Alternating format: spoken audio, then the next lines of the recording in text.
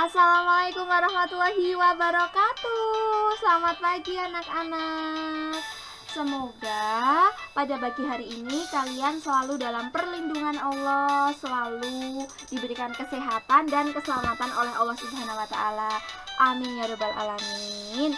Pada pagi hari ini Bu Ratna akan mengajar bahasa Jawa. Nah, karena ini adalah pertemuan kita, makanya Bu Ratna masih menggunakan bahasa Indonesia. Tapi untuk slide selanjutnya, untuk video selanjutnya, untuk pertemuan selanjutnya, Bu Ratna akan menggunakan bahasa Jawa. Nah, kalian belajar menggunakan bahasa kromo inggil ke orang tua ya, agar ketika Bu Ratna mengajar menggunakan bahasa Jawa, kalian mengerti Bu Ratna bicara apa itu ya. Bu Ratna itu ngendiko apa sih niku. Nah, oke. Materi pada pagi hari ini adalah mengenal cerita wayang tentang tokoh Pandawa. Pandawa itu siapa, Bu? Pandawa adalah anak laki-laki yang berjumlah 5 orang. Siapa sajakah itu? Cekidot. Itu gambar siapa? Ayo, siapa yang tahu? Itu adalah Puntadewa. Di India punya nama lain bernama Yudhistira. Ini adalah anak pertama dari tokoh Pandawa. Berarti ada adiknya dong, Bu? Iya, adiknya bernama. Ayo, ini siapa? Besar, tinggi, wah, perkasa. Siapakah dia? Werkudara. Nah, Werkudara ini juga dikenal dengan nama Bima yang ada di India sana. Kemudian yang ketiga adalah tatarat. Ini punya panah, punya keris. Siapa dia? Siapa dia? Namanya adalah Arjuna. Nah, Arjuna ini terkenal dalam tokoh pewayangan adalah wayang yang paling ganteng dan paling pandai dalam memanah. Masa sih, Bu? Iya. Terus yang terakhir, siapakah ini? Bu, gambarnya kok sama sih, Bu? Kok gambarnya sama? Siapakah ini? Si kembar Nakula dan Sadewa. Bu, mereka berlima dilahirkan nggak ya? Oh ya, jelas, berarti mereka punya bapak dan ibu dong, Bu. Oh, betul sekali. Nah, kita akan membahas silsilah awal dari tokoh Pandawa. Silsilah keluarga Mahabharata. Bu, apa? Kok Mahabharata sih, Bu? Katanya tadi Pandawa. Nah, ini ceritanya, ini silsilahnya. Jadi Pandawa itu merupakan salah satu keturunan dari Mahabharata. Cerita awal Mahabharata dimulai dari raja yang bernama Bharata. Raja Bharata ini kemudian mempunyai anak bernama Raja Kuru. Raja Kuru menikah kemudian mempunyai anak bernama Raja Pratipa. Raja Pratipa menikah dan punya anak lagi dong, bernama Raja Sentanu. Nah, mereka ini kan raja, berarti mempunyai kerajaan. Masing-masing dari mereka pasti mempunyai kerajaan, tapi Bu Ratna pada kesempatan kali ini hanya akan membahas tentang Raja Sentanu yang memiliki kerajaan Astina. Oke? Dan ini adalah versi singkat dan versi Jawanya. Karena Bu Ratna mengajar bahasa Jawa, bukan bahasa India. Jadi kalau versi Indianya tidak akan Bu Ratna sebutkan di sini. Oke. Lanjut ke cerita selanjutnya. Raja Sentanu kemudian menikah dengan bidadari bernama Dewi Gangga. Bu, ceritanya tambah aneh deh, Bu. Loh, aneh kenapa? Masa iya manusia kok menikah dengan bidadari? Nah, perlu diketahui di awal bahwa cerita rakyat Mahabharata ini ada sebelum Islam masuk ke Indonesia. Pada waktu itu, Indonesia masih berupa banyak sekali kerajaan-kerajaan yang kebanyakan dari mereka menganut agama Hindu dan Buddha. Sekarang ini kita sedang membahas tentang agama Hindu. Ini cerita dari orang-orang masyarakat yang beragama Hindu. Oke? Nanti kalau ada yang tidak sesuai dengan kepercayaan kita harus toleransi. Ya sayang ya. Nah, Raja Sentanu dan Bidadari Dewi Gangga ini mempunyai putra bernama Dewa Brata. Selang beberapa tahun pernikahan, Raja Sentanu melakukan kesalahan yang akhirnya membuat Dewi Gangga ini kembali ke kayangan. Terus Dewa Brata ikut siapa? Dewa Brata tentu ikut ayahnya dan dijadikan putra mahkota dari kerajaan Astina. Putra mahkota itu apa, Bu? Putra mahkota adalah bakal calon penerus tahta. Oke ya. Nah, Raja Sentanu kan kesepian ditinggal istrinya, kemudian bertemu dengan seorang perempuan yang bernama Durgandini atau Roro Amis. Raja Sentanu ingin menikahi Durgandini, tapi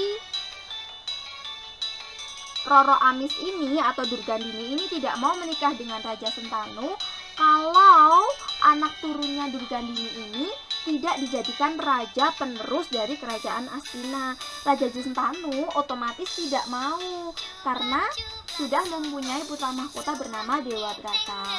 Dalam kebingungan yang seperti itu, Raja Sentanu kemudian sakit dan beritanya sampai kepada Dewa Brata. Akhirnya Dewa Brata karena anak yang berbakti dan tidak ingin melihat ayahnya sakit, Dewa Brata kemudian bersumpah bahwa dia tidak akan menjadi raja di kerajaan Astina dan beliau juga tidak akan menikah sehingga keturunan-keturunannya nanti tidak menjadi raja. Mendengar seperti itu, akhirnya Roro Amis mau menikah dengan Raja Sentanu. Kemudian dari pernikahannya dengan Raja Sentanu, lahirlah seorang laki-laki bernama Citragada. Nah, udah berpuluh-puluh tahun Raja Sentanu tua dan kemudian meninggal. Kemudian tahta Astina diserahkan kepada Citragada. Nah, Citragada ini adalah manusia kuat, manusia yang adidaya, manusia yang perkasa. Karena itu dia jadi sombong dan suka berperang. Akhirnya pada suatu pertempuran, Citragada ini meninggal. Terus rajanya siapa, Bu? Nah, rajanya digantikan adiknya yang bernama Wicitrawirya. Di sini namanya Citrawirya. Nah, Citrawirya ini mempunyai dua istri. Yang pertama bernama Ambika, yang kedua bernama Ambalika. Nah, Ambika dan Ambalika ini adalah kakak adik. Bu, kok kakak adik nikah sih, Bu? Nggak boleh. Nah, sekali lagi ini ceritanya zaman dahulu, cerita sebelum Islam datang ke Indonesia. Nggak boleh protes, ceritanya sudah seperti itu dari sananya. Oke? Sebelum mempunyai anak, Citrawirya malah meninggal dunia. Wah, terus rajanya siapa dong, Bu? Ya, kosong. Untuk sementara kerajaan Astina mengalami kekosongan kekuasaan karena rajanya tidak ada. Nah, Roro Amis kan sedih, bingung, marah, kecewa. Aduh, pokoknya campur aduk segalanya. Kemudian Roro Amis ini memutar otak bagaimana caranya Ambika dan Ambalika ini mempunyai anak yang kemudian bisa menjadi raja di kerajaan Astina. Akhirnya ada cerita yang terungkap. Apa itu, Bu?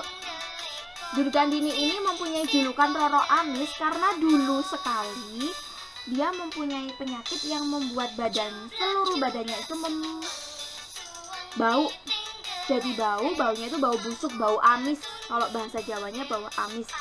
Makanya dijuluki dengan Roro Amis. Suatu ketika ayahnya Roro Amis itu membuat sayembara. Siapa saja yang bisa menyembuhkan Roro Amis, maka dia akan menjadi suami dari Roro Amis. Nah, Roro Amis itu kemudian bertemu dengan Begawan Talasara, dan Begawan Talasara ini bisa menyembuhkan Roro Amis dan akhirnya mereka menikah. Dari pernikahan Roro Amis dan Begawan Talasara mempunyai anak bernama Begawan Abiasa. Nah, Roro Amis kemudian mencari Abiasa sekarang di mana ya? Ternyata Abiasa sedang bertapa di pucuk gunung sana. Nah, dengan seperti itu Roro Amis menjemput Abiasa untuk menikah dengan Ambika dan Ambalika. Tapi sebetulnya Abiasa tidak mau karena kan dia sedang bertapa nih. Nah, tapi karena didesak terus oleh ibunya Roro Amis, akhirnya Abiasa mau menikah dengan Ambika dan Ambalika. Dari pernikahannya dengan Ambika mempunyai putra bernama Desra Rastra. Tapi sayangnya Desra Rastra ini adalah orang yang terlahir dengan buta, tidak bisa melihat. Kemudian dari pernikahannya dengan Ambalika, Abiasa mempunyai putra bernama Pandu. Karena Desra Rastra ini tidak bisa melihat, akhirnya kerajaan Astina diberikan kepada Pandu. Bu, Prabu Pandu menikah nggak? Menikah. Prabu Pandu itu menikah, tapi yang menikah pertama kali itu Desra Rastra. Desra Rastra menikah dengan Dewi Gandari. Nah, kemudian baru Prabu Pandu menikah dengan Dewi Kunti. Setelah menikah dengan Dewi Kunti, Prabu Pandu menikah dengan Dewi Madrim. Dari pernikahan dengan Dewi Kunti dan Dewi Madrim, Prabu Pandu mempunyai putra 5, kemudian dijuluki dengan Pandawa. Bu, Dewi Gandari dan Desra Rastra punya anak? Punya. Dewi Gandari dan Desra Rastra itu mempunyai anak banyak, berjumlah 100, dijuluki dengan Kurawa. Kurawa itu 100 laki-laki semua, dan ada lagi 1 perempuan. Ini cerita singkatnya ya. Cerita yang lebih lengkap lagi insya Allah akan Bu Ratna lanjutkan ketika kita masuk sekolah. Nah, untuk selanjutnya apa ya Bu? Kan ceritanya udah selesai, kita mulai latihan soal. Bantu Bu Ratna temukan jawaban-jawaban ini untuk membuat video selanjutnya. Pertanyaan yang pertama adalah, siapakah Pandawa yang dilahirkan dari Dewi Kunti? Pertanyaan yang kedua, siapakah Pandawa yang dilahirkan dari Dewi Madrim? Dan pertanyaan yang ketiga adalah, sebutkan 5 nama Kurawa. Tadi kan Kurawa ada 5 tuh. Nah, sebutkan 5 saja. Oke, sekian penjelasan dari Bu Ratna tentang silsilah Mahabharata. Bu, aku mau tanya. Boleh, tanya apa? Kok namanya Mahabharata sih Bu? Tadi kan yang pertama namanya cuma Barata. Nah, kalau diurut-urutkan lagi, Barata dan seterusnya adalah keturunan dari dewa-dewa.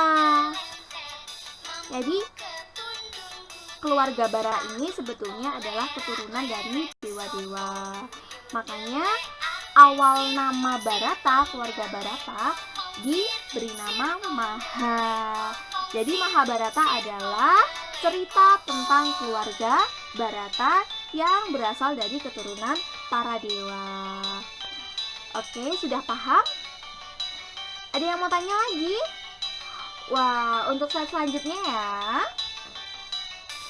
Jangan lupa tugasnya dikumpulkan kepada Bu Ratna untuk bisa membuat video selanjutnya. Terima kasih. Wassalamualaikum warahmatullahi wabarakatuh.